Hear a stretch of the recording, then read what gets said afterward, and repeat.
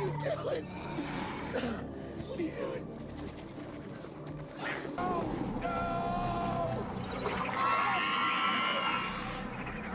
What is going on, guys? Welcome back to the Rantin Review. Today we're doing a movie review of Army of the Dead, starring Dave Bautista, a Zack Snyder film. Before we get into that, I want to remind you guys that down in the description box below, I got a lot of free stuff for you. So definitely go check that out. There's some Amazon freebies down there. There's some free stocks down there that could be worth up to $1,850 from Webull. Some free crypto, all kinds of goodies. So definitely check down in the description box and get yourself some free stuff. So apparently after the Justice League Snyder cut, Zack Snyder has now released this Army of the Dead, which is a continuation. You know, it's one of those zombie movies like Day of the Dead and Dawn of the Dead and Ass of the Dead and all these other versions of it. This is Army of the Dead, which is a bit of a misnomer because there's like a brief part at the beginning that's about the army technically, but it's the army aspect, the military aspect, really isn't what this movie is about. It probably should have been called Heist of the Dead. Now, what Snyder did here was a very interesting concept. It's taking a heist movie like Ocean's 11 and mixing it with a zombie movie like Day of the Dead or Dawn of the Dead or Night of the Living Dead and putting it together, which is an intriguing concept. You've got, you know, more advanced type of zombies in this movie. They explain how there's some of the zombies are not like the mindless ones. They've evolved and stuff, and there's a zombie freaking tiger in this movie. There's all kinds of crazy stuff in here. It's an interesting concept. I don't know if the execution, though, was exactly what it could have been. Dave Bautista stars in this movie, and we see him after a very interesting opening credit scene where we basically have a whole mini story about how the zombie apocalypse broke out in Las Vegas, of all places. We are now post the time where there was a wall put up by the president. There's a lot of references to Trump in this movie. There was a wall put up around the zombie zone, and basically keeping the zombies stuck in what used to be Las Vegas. Bautista, who used to be a mercenary that handled some of these zombies, is now working as a chef, or not even a chef, as a cook at a hole-in-the-wall diner on the outskirts of town. He's approached by this business mogul who has a hotel within the zombie zone that has tens of hundreds of millions of dollars, or however much it is, in the vault.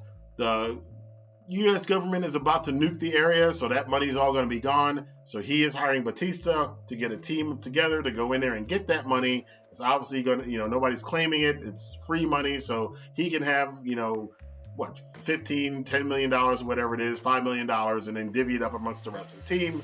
Bautista, who has his own personal issues from trauma dealing with his family and is now obviously working at a burger joint or whatever, takes him up on his offer. He then goes and assembles his team, and it's the typical thing, again, like Ocean's 11. It's kind of like this ragtag team of these very colorful characters, the safecracker, the helicopter pilot, which, by the way, the helicopter pilot in this movie was replaced by the original actor was replaced by the current actor in this movie, and they completely shot her after the principal photography was done. So they did it very well that I really didn't notice it too much.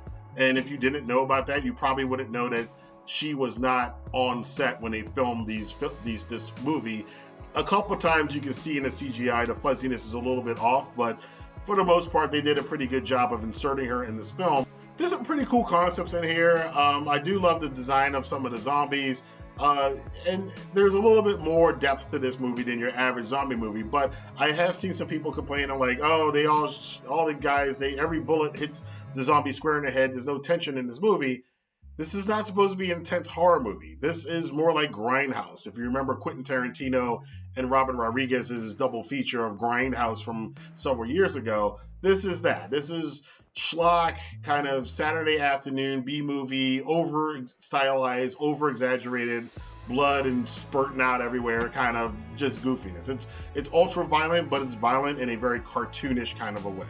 And then there is where the movie excels. Now, where the movie doesn't excel is they have this great concept, but outside of a couple of scenes, one of them including how they used a zombie to kind of set off the booby traps that were in the vault, that was pretty cool, but they really don't merge the concept too much. A lot of it is seemingly taking from Aliens, because there's a lot of nods to Aliens, we'll call it that, in this film. A lot of team of humans with guns shooting weird alien zombie things, and then there's a little bit about a heist, and then there's a bunch of other subplots that go through the story. Now the subplots weigh this movie down. This movie's about almost 2.5 hours long, which is way too long. This movie should have probably been about 1 hour and 45 minutes. It would have been perfect. But I will say Dave Bautista, who's not known to be a great actor. I mean, he's great in 007 and in Blade Runner. Obviously, Drax the Destroyer was a perfect role for him. But in this movie, he proves that he does have some acting chops. He is able to convey this large character, this big burly father who's had this tragedy in his family, who could probably kill 99% of the people in the world with his bare hands, but this thing that happened with his family is kind of weighing on him, and he's trying to measure this out while doing this mission and also dealing with his family issues, which I think Bautista did a very good job of this. The guy's probably suited for more roles than just being a comedy sidekick or just a big muscular guy that shoots things and blows up stuff. Some of the comedy works in this movie. Some of the comedy definitely doesn't work in this movie. But overall, again, keep in mind, this is a grindhouse kind of a film. If you're into that, this will be an enjoyable movie for you. Again, it's a little bit too long, but you'll probably watch this in the background while you do other stuff or have friends over to watch this kind of movie. If you're not into that kind of stuff, or you're looking for like a real horror zombie movie, or you're looking for a good heist movie, this is neither one of those, so I wouldn't suggest it for you. But I want to know what you guys thought about Army of the Dead. Let your voice be heard in the comment box below. Until next time, I will see you guys for more news, rumors, and movie reviews. Yes, movie reviews here on the Rantin Review. Have a good day.